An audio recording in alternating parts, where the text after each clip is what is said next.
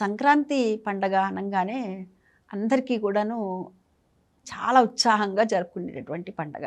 దీన్ని అల్లుళ్ళ పండగ అని కూడా అంటూ ఉంటారు. ఎవరైతే కొత్తగా వివాహమైనటువంటి అమ్మాయి ఉందో, ఆ అమ్మాయిని అత్తవారింటి నుంచి అమ్మాయిని, అల్లుడిని, వియ్యంకుల వారిని అందరినీ కూడాను ఆహ్వానించటం జరుగుతుంది. వారు చక్కగా కలిసి రావటం ఇక్కడ. ఈ 4 రోజులు కూడా ఉండటం అనమాట. అంటే ఒకరి మనస్తత్వాలు ఒకరికి తెలుపుకునేటటువంటి పద్ధతి.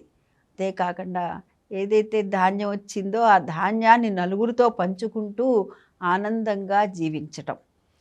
అది వారితో ఉన్నటువంటి ఎంతటి మమేకంగా అయిపోతారు అనంటే వారికి అయ్యో 4 రోజులు అయిపోయిందా సమయమే తెలియలేదే అనేటటువంటి చిట్ట చివరికి వెళుతూ వెళుతూ కూడా ఆ మాట అని ఒకరికొకరు అనుకొని వెళ్ళేటటువంటి పరిస్థితి అనమాట.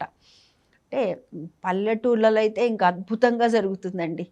మా చిన్నతనంలో మా అమ్మమ్మ గారి దగ్గర అయితే కళ్ళ ముందు ఇప్పటికీ మెదులుతుంటే అద్భుతంగా జరుగుతుంది. ఎంత అద్భుతం అంటే అంత అద్భుతం. అంటే ఇవాళ సిటీల్లో కూడా అందరూ చేసుకుంటున్నారు. అపార్ట్మెంట్లలో కూడాను ఈ విధంగా గంగిరెద్దుల వారిని, హరిదాసుల వారిని కూడాను పిలవటం, ఈ వారిని కూడా చేసేటటువంటి విన్యాసాలు అవన్నీ కూడాను అందరికీ తెలియాలి అని చెప్పి నేటి భావితరం ఏదైతే ఉందో ఆ తరానికి కూడా తెలియాలి అని చెప్పి వారందరూ కూడా వారిని పిలవటం చేయటం జరుగుతుంది. అది ఎంతో ఎంత ఆనందం అంటే అంత ఆనందం అది.